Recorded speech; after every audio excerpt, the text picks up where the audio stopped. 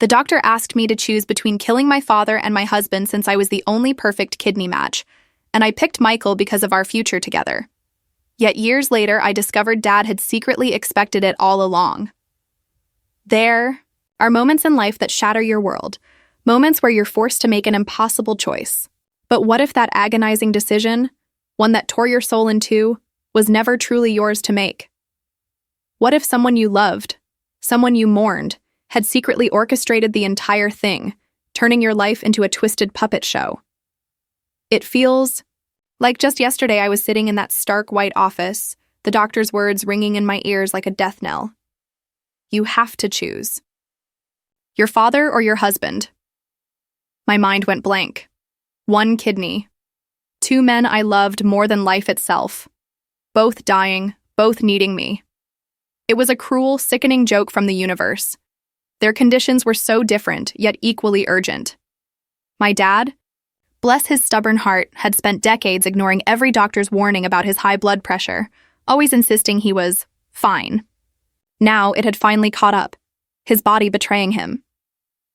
And then there was Michael, my husband, whose autoimmune disorder had blindsided us, attacking his kidneys without mercy. Both were on dialysis, growing paler, weaker, fading right before. My eyes, the brutal truth, no one else in either family was a match. Only me. The donor list stretched 5 agonizing years, a lifetime neither of them had. The doctors gave me less than 2 weeks, the clock ticking relentlessly, each passing day shrinking their chances. How could anyone, any sane person, choose between the 2 pillars of her life? Between a father who raised you alone, working double shifts, braiding your hair from library books, and a husband who saved you from the darkest depths of depression, who held you through panic attacks, who completed your world? We even had a nursery, half-painted, dreams of a future, of Dad becoming a grandfather. And now, I was heartbroken, knowing my choice meant signing one of their death warrants. I tried to be logical. God, I really tried. I made lists. Dad, maybe 15 more years with a transplant. Michael, young, 40 more. Dad had lived a full life. Michael was just hitting his stride. But Dad had sacrificed everything for me, and Michael and I had just begun building our own future. Round and round, my thoughts went, a tormenting carousel, and nothing, absolutely nothing, ever made sense. They saw how utterly shattered I was. Both of them, those beautiful, selfless men, tried to make it easier for me. My dad, his voice cracking, would squeeze my hand and whisper, "Choose him, sweetheart. I've had my time. I got to walk you down the aisle." And Michael, through his exhaustion, would say, "He's your dad. He was both parents to you. It's okay. I understand." Every single day, we'd have the same conversations, watching them pretend to be okay with dying, and it gnawed at my sleep, piece by agonizing piece. When I reached out for advice, my own sister asked, "Well, who can you live without?" I couldn't even answer, because the truth was, I couldn't live without either of them. One of them was going to die, and it would be because I decided one deserved to live more. The night before I had to make the ultimate decision, I found them. Both, alone in their rooms writing letters. Both of them preparing to die.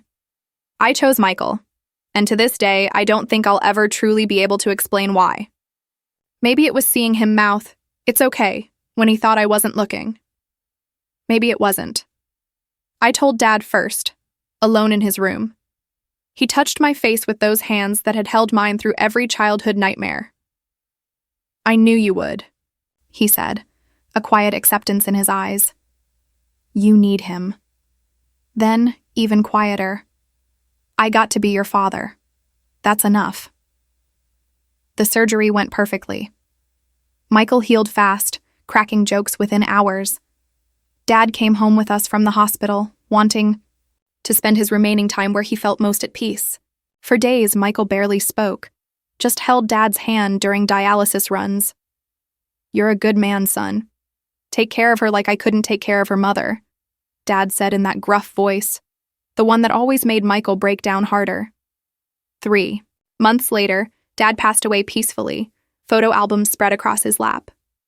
The funeral. That was rough. Everyone blamed us. Reminded me again how I'd culled my own father. I never argued back. How could I? A part of me agreed. A part of me truly believed I'd taken him from us too soon. Michael, he took it much harder. He'd wake up gasping sometimes, apologizing for breathing. I'd tell him it wasn't his fault, and he'd just shake his head. But it is. I'm here because he's not. We went to therapy, talked about survivor's guilt, and while our minds understood, our hearts didn't. 5 years passed, and I still couldn't explain why I chose him over Dad. People wanted reasons, logic, where there simply wasn't any. Then, yesterday, my heart stopped. I was organizing old medical files, just tidying up, and there it was. A letter in Dad's familiar handwriting, dated the day before my impossible decision. But it wasn't addressed to me. It was addressed to Michael. And the first line read, "By the time you read this, she'll have already chosen you, just like we planned." My hands trembled so violently I thought the paper might combust.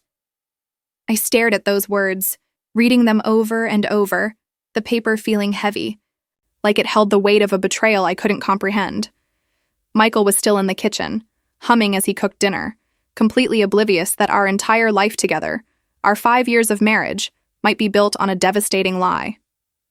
I photographed the letter with shaking hands, then carefully placed it back in the file box exactly where I'd found it. My mind raced, 1,000 questions screaming, but I needed time. Time to think before confronting anyone.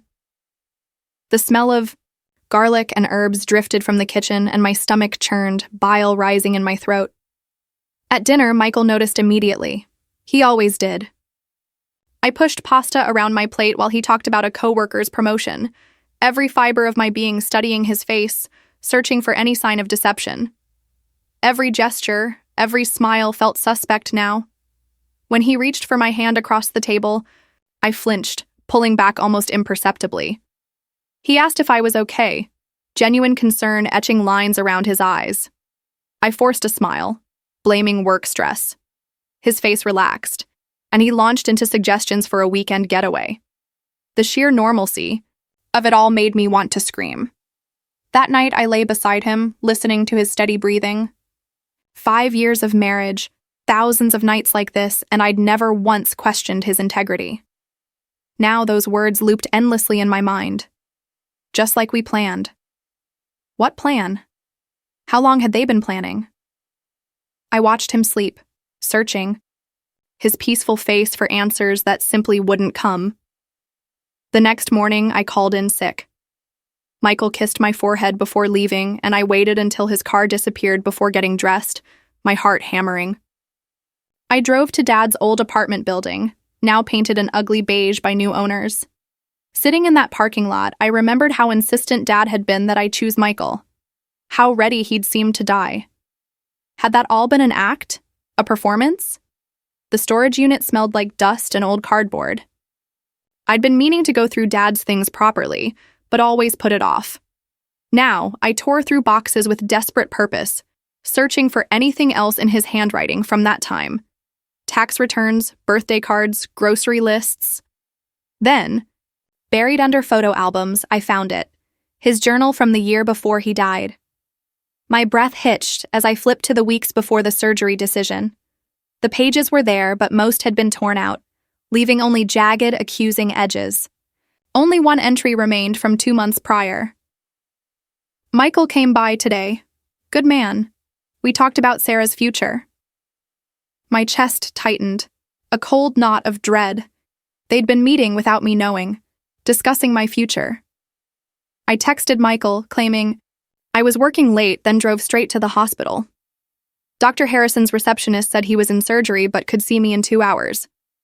I sat in that sterile waiting room, rehearsing questions about the transplant evaluation process, trying to sound casual, trying to keep my voice steady, when my entire world was imploding. Dr. Harrison seemed uncomfortable the moment I mentioned the compatibility testing. He shifted in his chair, avoiding eye contact. When I pressed him, the truth, slow and agonizing, finally spilled out. Dad had specifically requested they test Michael first. He'd wanted Michael prioritized if they both matched. The doctor had explained that wasn't how it worked, that the choice would be mine, but Dad had been insistent, stubborn even. In my car afterward, I broke down completely. The grief I'd carried for 5 years, a dull, constant ache, transformed into something else entirely. Rage, hot and blinding, mixed with a sickening confusion. Betrayal tangled with loss. I called in sick for the rest of the week, knowing I couldn't face anyone while my mind reeled, trying to connect the dots of this devastating puzzle. 3 days later, Michael confronted me about missing work. He'd called my office, genuinely worried when they said I'd been out all week. I lied, claiming I'd been helping Linda with something, knowing he wouldn't call my already estranged sister to verify. His worried expression made me feel both guilty for lying and suspicious of his motives. Was his concern genuine, or was he just worried I'd discovered something? I found myself studying his every movement over the following days. How he took his coffee with exactly 2 sugars, his morning routine of stretching before his shower, the way he kissed me goodbye, lingering just a second longer than necessary. I searched for evidence. Evidence of what, exactly? A 5-year deception? Signs of guilt? I didn't even know anymore. I visited Dad's former dialysis center next. The nurse who'd treated him remembered him well, her face softening at his name. She described his positive attitude despite being so sick. How he kept saying his daughter would make the right choice. He seemed so certain about everything, she added, like he knew exactly how it'd all work out. My blood ran cold. That evening, at home, I discovered Michael going through my phone while I was in the shower. He confronted me about the photos of Dad's letter I'd forgotten to delete. His face had gone pale, his hands shaking as he held up my phone. He demanded to know what it meant, why I hadn't shown him. Michael swore he'd never seen the letter before, that he had no idea what Dad meant by, just like we planned. His voice cracked as he asked if I really thought he'd manipulated me into letting my father die. He was crying now, genuinely, devastated by the accusation. But how could I know what was genuine anymore? My world was a hall of mirrors. A week later, we sat on opposite ends of a couch in a marriage counselor's office. Neither of us knew where to begin when she asked, "What brought us there?" The silence stretched, thick and suffocating, until Michael finally spoke, explaining about the letter, about my suspicions. The counselor listened without judgment, then had us do an exercise about trust. During the exercise, Michael admitted he'd always felt guilty about surviving. He'd wondered if I regretted my choice, if I wished I'd saved Dad instead. The raw, guttural pain in his voice made me realize I'd never actually told him I didn't regret choosing him. Because the truth was, a part of me did regret it. A part of me always had. That night, we slept in separate rooms for the first time since Dad's funeral. I heard Michael crying through the wall, his sobs tearing at my heart, but I couldn't bring myself to go to him. The space between us felt like an ocean I didn't know how to cross. 2 weeks after finding the letter, I met with an estate attorney trying to understand the legal angles.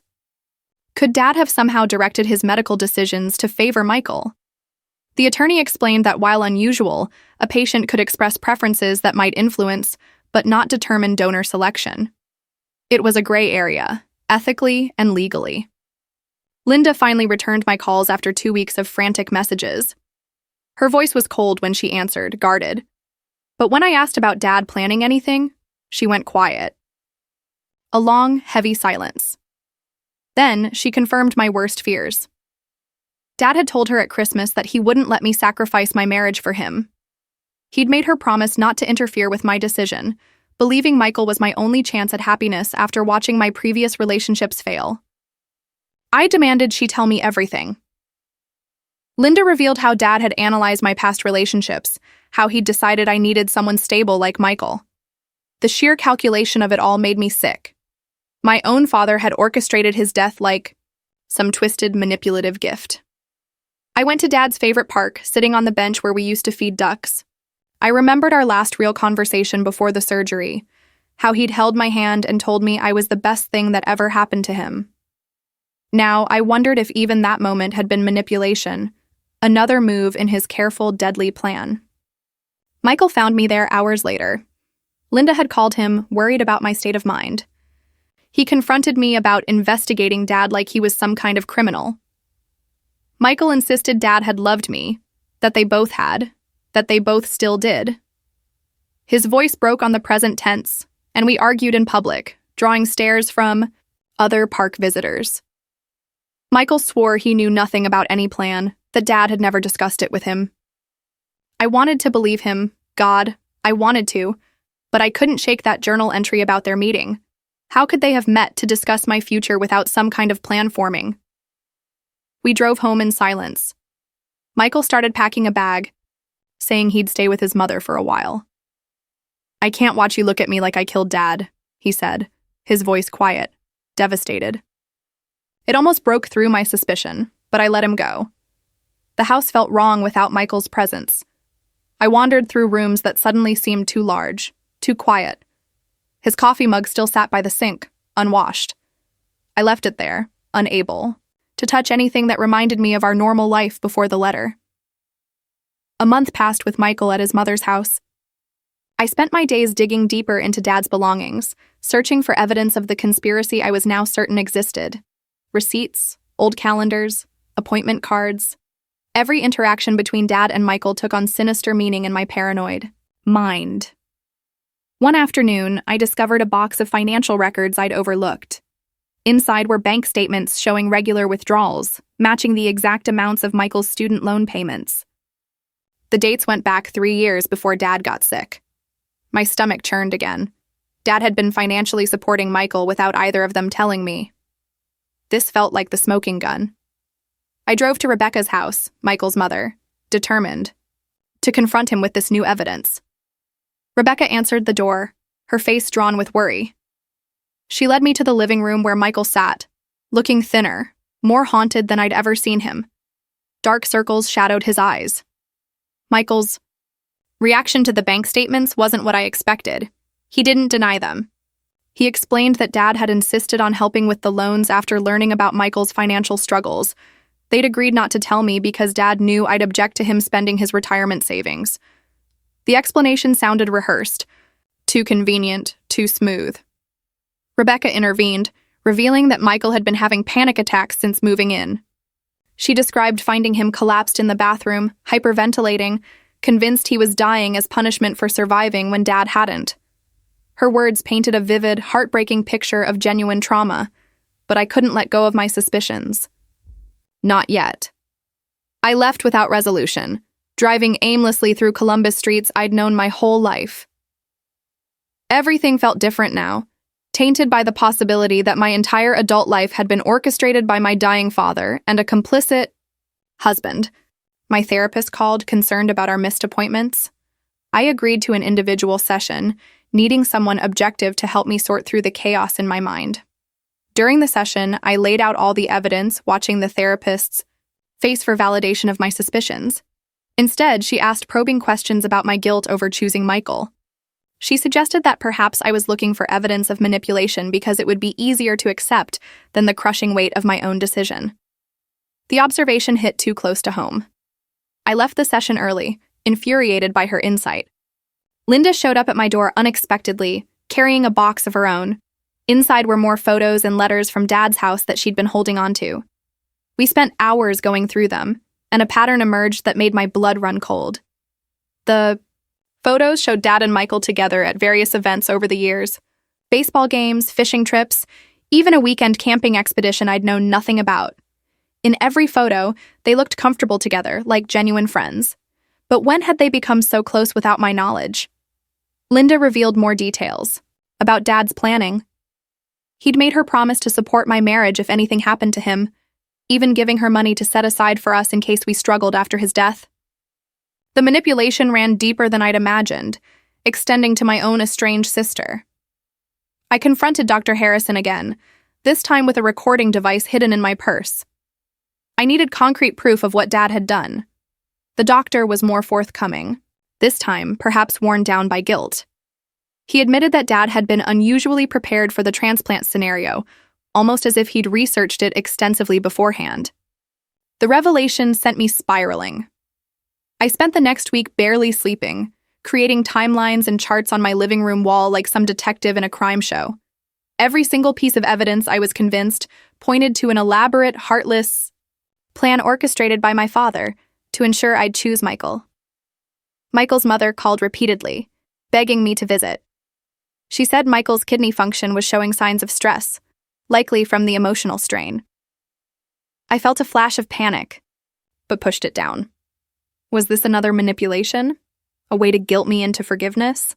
I finally agreed to see him, but only at the hospital during his checkup. Watching the nurses draw his blood, seeing the concern on the nephrologist's face, I felt my resolve waver. The doctor explained that emotional stress could indeed trigger rejection episodes in transplant patients. Michael looked fragile in the hospital bed, hooked to monitors for observation. He reached for my hand, and I let him take it. His skin felt cold, clammy. He whispered apologies for things he swore he didn't do, for knowledge he insisted he didn't have. The nephrologist pulled me aside, explaining that Michael's anti-rejection medication needed adjustment. The stress of our separation was literally killing him. The weight of potentially causing another death crashed over me, even as a tiny, cynical part of me wondered if this, too, was part of some plan. That night, I found myself at Dad's grave for the first time since discovering the letter. I sat on the cold ground, talking to the headstone, demanding answers from someone who could no longer provide them.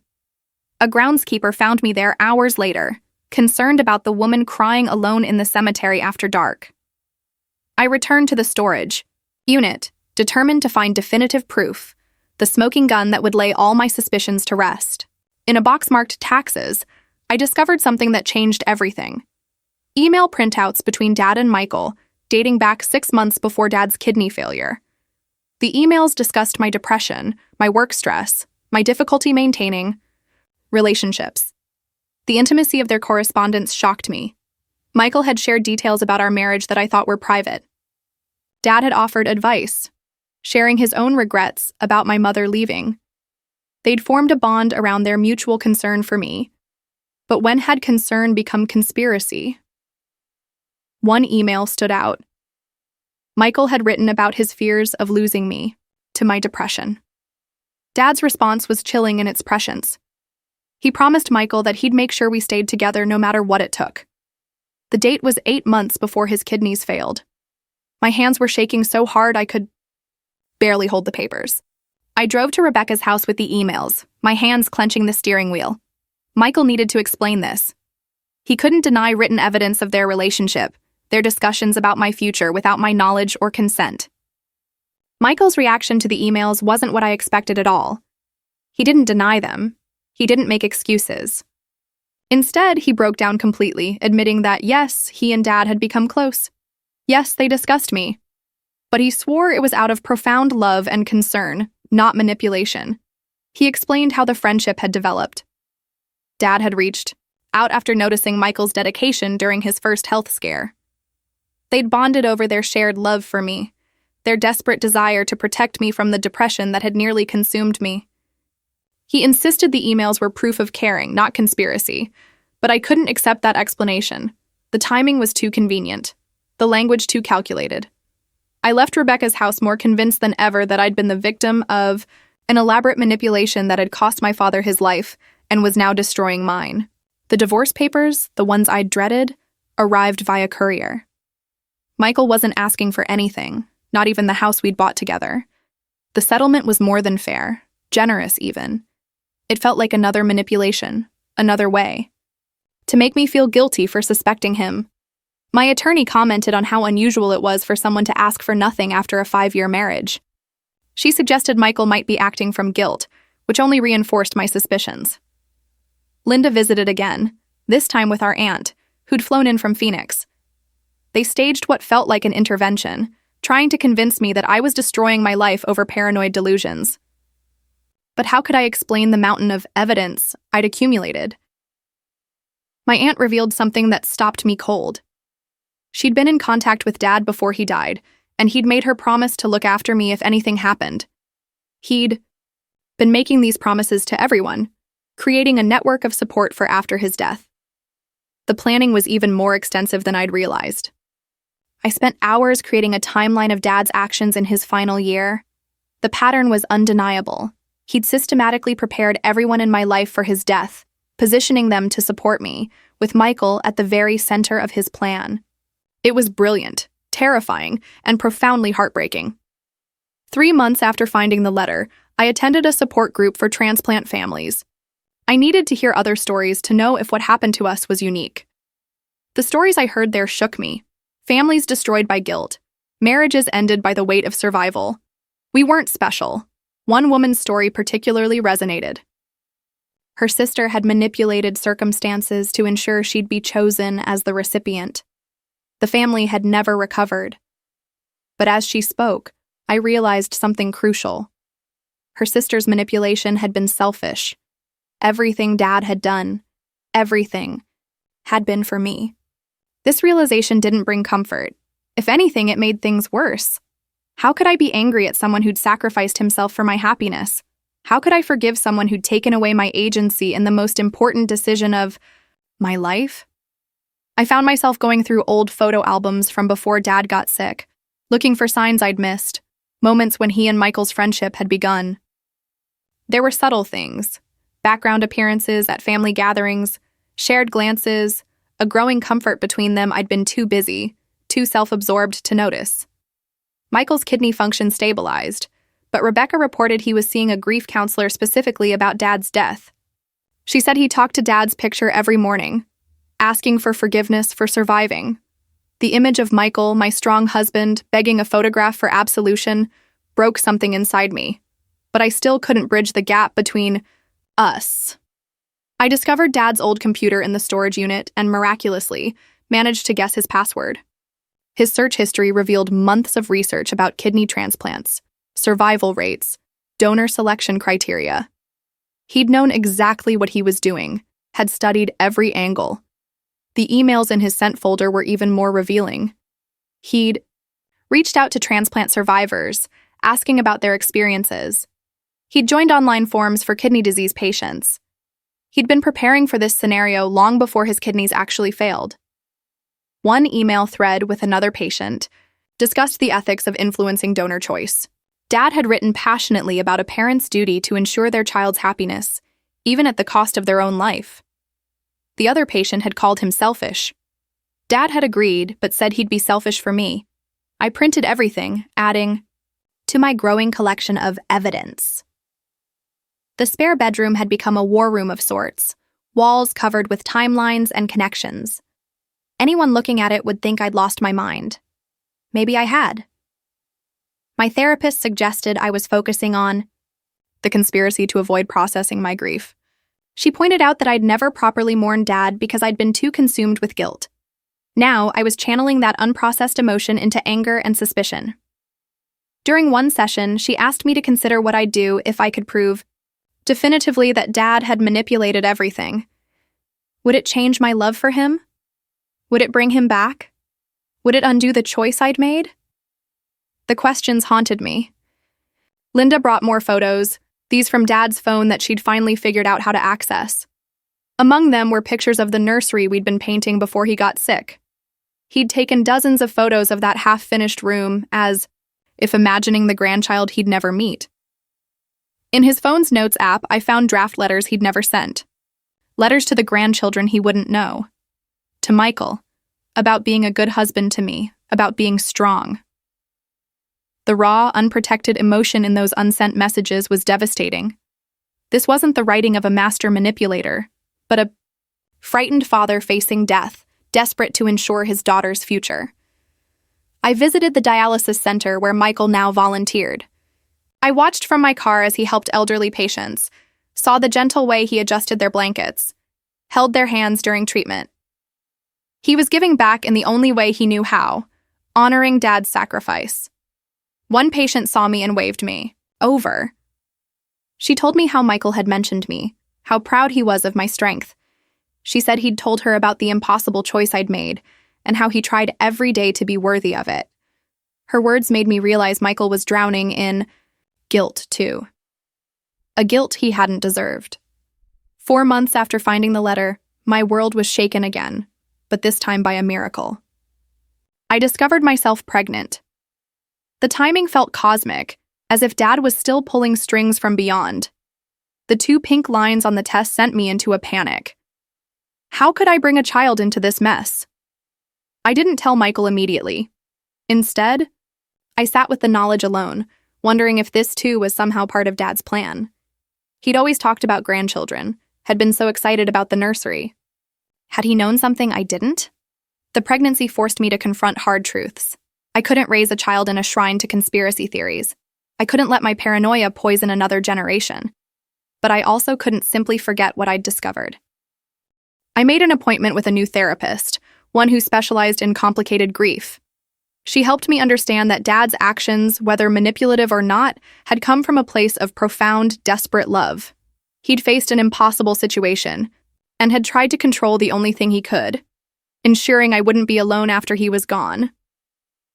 Slowly, I began to dismantle the evidence wall in the spare bedroom. Each piece of paper I took down felt like letting go of something. Not forgiveness exactly, but acceptance. Dad had made choices for me. Now I had to make choices for my child. I finally told Michael about the pregnancy during a neutral meeting at a coffee shop. His reaction was immediate and overwhelming. He broke down completely, joy and sorrow mixing, in equal measure. He asked if he could touch my still flat stomach, and I let him.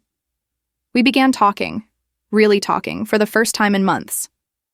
Not about the letter or the conspiracy, but about the future, about whether we could rebuild something from the wreckage of our mistrust, about whether our child deserved parents who were together.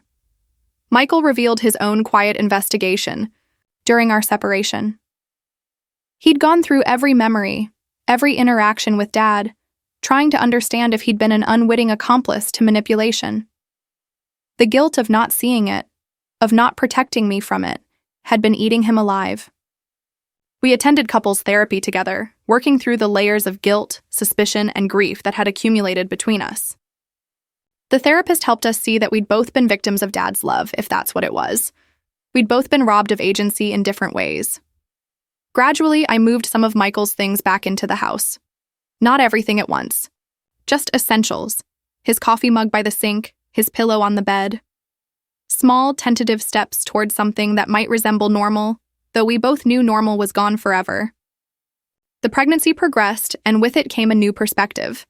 Feeling the baby move inside me, I understood something profound about Dad's desperation to protect me. The fierce, overwhelming need to ensure your child's happiness, even at terrible cost. It didn't excuse what he'd done, but I began to understand it. We decided to keep the house, but renovate it completely. The nursery would be finished, but in different colors. We needed to build something new, not simply continue what had been started before everything changed. It felt symbolic, a fresh start built on a complicated foundation. During the renovation, we found more letters hidden in the walls. Dad had apparently hidden them everywhere, like breadcrumbs in a twisted fairy tale. Each one revealed more of his planning, his desperate love, his determination to save us both in the only way he could conceive. I found another letter tucked inside Dad's old fishing tackle box. This one addressed to both of us. The paper was yellowed, dated years before his kidneys failed. He wrote about watching Michael and me at family gatherings, seeing how we balanced each other. The letter detailed his fears about leaving me alone if something happened to him, his hope that Michael would be there. This wasn't a death wish, but a father's ongoing lifelong worry. Michael and I started meeting weekly at the same coffee shop, neutral ground where we could work through revelations without the heavy weight of our shared home. During one meeting, he brought his own collection of Dad's letters, ones Dad had sent him over the years. Birthday cards, thank you notes for helping with house repairs, casual correspondence between a father figure and the man who'd married his daughter. Our therapist suggested we create a timeline together, mapping out Dad's actions without judgment. We spread papers across her office floor, organizing events chronologically. The pattern that emerged wasn't a cold, calculated conspiracy, but an escalation. Dad's normal protective instincts had intensified as his health declined, transforming natural concern into desperate action. Rebecca joined us for several sessions, providing her perspective on the months before Dad's diagnosis. She revealed that Dad had asked her advice about retirement planning, wanting to ensure I'd be financially secure. He'd been thinking about his mortality long before his kidneys failed, making practical preparations that later morphed into what I perceived as manipulation. I discovered Dad's medical records from his primary care physician, showing years of warnings about his blood pressure. He'd ignored recommendations for medication, lifestyle changes, regular monitoring. The stubbornness that ultimately killed him was the very same trait that drove him to try and control the aftermath. Understanding this connection helped me see him as human, flawed, and deeply loving, rather than some kind of puppet master. Linda and I spent afternoons sorting through Dad's belongings properly this time, not searching for evidence, but preserving memories. We found his collection of my school papers, every report card saved, every art project treasured. Among them were essays I'd written about wanting to be a doctor, helping people. The irony wasn't lost on either of us. Michael's kidney function remained stable with adjusted medication, but the scare had changed us both. We attended his medical appointments together, no longer taking his health for granted. The transplant coordinator mentioned that emotional stress was one of the leading causes of complications in transplant recipients. We couldn't afford another separation, not with a baby on the way. During a particularly difficult therapy session, Michael admitted he'd suspected Dad might try to influence my decision, but had been too afraid to voice concerns. He'd wanted to live so desperately that he'd remained silent. The confession initially reignited my anger, but then I recognized my own complicity. I'd chosen him partly because it was easier than watching him die young. We decided to visit other transplant recipients together, seeking perspectives beyond our own trauma. One couple shared how the donor's family had initially blamed them for surviving when their loved one hadn't. Time had softened the anger, but the guilt remained. They'd learned to honor the sacrifice by living fully, not just surviving. The pregnancy reached the second trimester, and we learned the baby was healthy. During the anatomy scan, Michael held my hand as we watched our son move on the screen. The technician pointed out his strong heartbeat, his perfect little fingers. This life existed because of Dad's sacrifice and our choice to try again despite everything. I returned to work part-time, needing structure beyond investigation and therapy. My colleagues welcomed me back carefully, aware of our separation, but thankfully not the complex reasons. The normalcy of spreadsheets and meetings provided a much-needed relief from the emotional chaos at home. Michael supported the decision, understanding I needed something separate from our complicated history.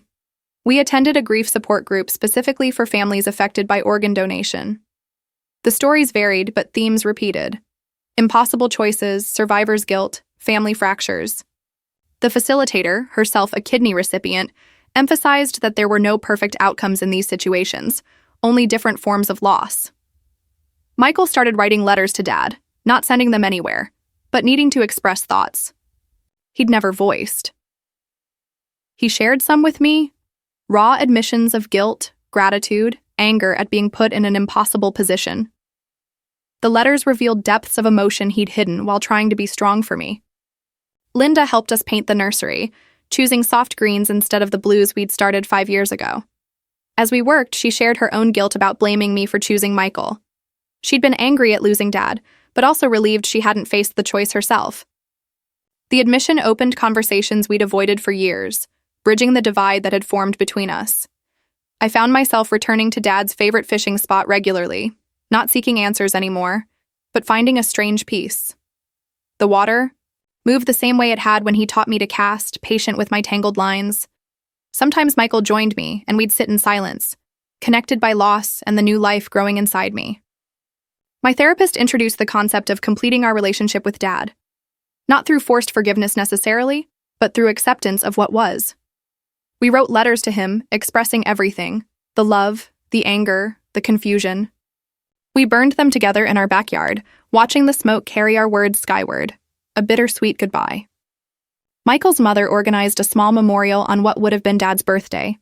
She'd done this every year, but this was our first time attending together since finding the letter. Seeing others who'd loved Dad, hearing their memories, untainted by manipulation, reminded us who he'd been beyond his final desperate acts. During the third trimester, I developed gestational diabetes, requiring careful monitoring. The irony of kidney disease affecting pregnancy wasn't lost on us. Michael managed my testing schedule with the same dedication he'd shown Dad during dialysis. We were learning to care for each other differently, shaped by trauma, but not defined by it. We decided to keep Dad's letter. Not hidden in shame, but not displayed either. It lives in a safety deposit box with other important documents, a piece of our history that couldn't be erased. Someday we'd have to decide whether to share it with our son. But that decision could wait. The nursery neared completion as my due date approached. We'd installed a rocking chair near the window, the same spot where Dad used to sit during his final months. Michael often found me there, talking to my belly about his grandfather, trying to explain a man too complex for simple stories. Labor began 3 weeks early, sending us rushing to the hospital in the middle of the night. The contractions intensified quickly, leaving no time for the carefully planned birth we'd imagined. Michael stayed by my side, coaching me through breathing exercises we'd practiced, his steady presence anchoring me through the pain. Franklin arrived just as the sun rose, screaming and perfect. The nurse placed him on my chest, and I saw Dad's eyes looking back at me. The same determined gaze that had orchestrated so much. Michael cried openly, touching our son's tiny fingers, whispering promises I knew he'd keep. The pediatrician noted Franklin's excellent health, joking about his strong grip and loud voice. We didn't mention the grandfather he'd never meet, or the sacrifice that made his existence possible. Those stories would come later, when he could understand complexity beyond good and evil. Recovery proved challenging, complicated by the emotional weight of bringing life into a family marked by death. Michael took leave from work, managing night feedings so I could rest. We moved through those early weeks in a sleep-deprived haze, focused on immediate needs rather than past grievances. Rebecca visited daily, bringing meals and holding Franklin while we showered or napped. She'd become the parental figure we both needed, offering guidance without judgment. Her presence reminded us that family could be chosen and rebuilt, not just inherited and lost. Linda surprised us by taking time off work to help. She'd been distant since Dad's death, but Franklin's arrival shifted something profound. Watching her hold her nephew, seeing Dad's features in his tiny face, bridged gaps that words couldn't cross. We were building new relationships around shared love rather than shared loss.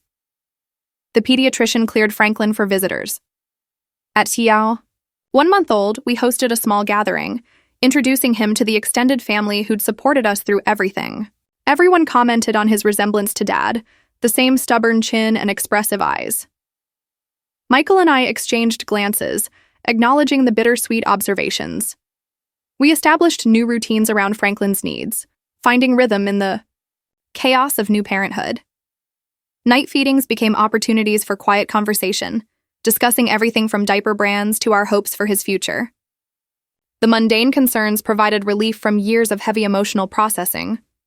Michael returned to work when Franklin was 6 weeks old, anxious about leaving us but needing the normalcy. I spent my days learning our son's different cries, his preferences, his emerging personality. He was calm like Michael, but determined like Dad, a combination that both comforted and concerned me.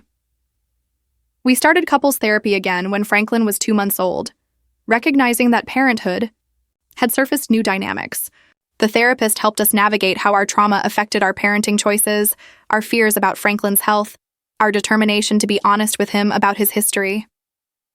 Franklin smiled for the first time during a middle-of-the-night feeding. Gas or genuine emotion? Unclear. Michael and I both claimed credit, arguing playfully about who'd earned that first smile. It felt like a glimpse of who we might become, parents capable of joy despite everything. We took Franklin to Dad's grave when he was 3 months old, introducing grandfather to grandson across the divide. Michael spoke quietly about Dad's sacrifice, promising to raise Franklin with the same devotion Dad had shown me. I added my own promises about honesty and agency, lessons learned through unimaginable pain.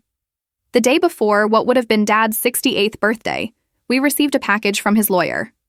Inside were savings bonds Dad had purchased for future grandchildren, dated years before his diagnosis. The gesture felt like a final message, Love expressed through practical provision, planning that truly preceded any manipulation. We decided to start a small memorial fund in Dad's name, supporting families facing impossible transplant decisions. The fund wouldn't make choices easier, but it might ease financial burdens during medical crises. It felt like a way to honor Dad's memory while acknowledging the profound complexity of his actions. Franklin grew stronger daily, meeting milestones with the determination I recognized from Dad. He rolled over early, vocalized constantly, demanded attention with the same intensity Dad had shown in his final months. We were raising Dad's grandson, carrying forward traits that had both saved and scarred us. As Franklin approached 4 months old, Michael's annual transplant check showed continued stability. The relief felt different now, not just about Michael's survival, but about Franklin having his father. We celebrated quietly, aware of the ongoing vigilance required to maintain his health. We began telling Franklin stories about his grandfather. Simple tales initially, about fishing trips and factory work. As he grew, we'd add complexity, explaining how love could manifest in beautiful and terrible ways. For now, he listened to our voices, content without understanding. The house felt different with Franklin's presence, his nursery complete, where it had stood half-finished for years. We'd built something new from the wreckage of our past, imperfect, but genuine. Dad's manipulation had nearly destroyed us, but we'd chosen to rebuild rather than remain broken. Looking at Michael holding our son, I understood that Dad had been both right and wrong. Michael was my future, but not because Dad had chosen him. We'd chosen each other, repeatedly, through betrayal, suspicion, and reconciliation. That choice, made daily, mattered more than the orchestrated one 5 years ago. Franklin slept peacefully in his crib as we watched from the doorway, still amazed by his existence. He represented a hope we hadn't dared imagine during those dark months of investigation and separation. Tomorrow would bring new challenges, but tonight we were simply parents, grateful for the complicated, painful, yet ultimately profound path that had led us here.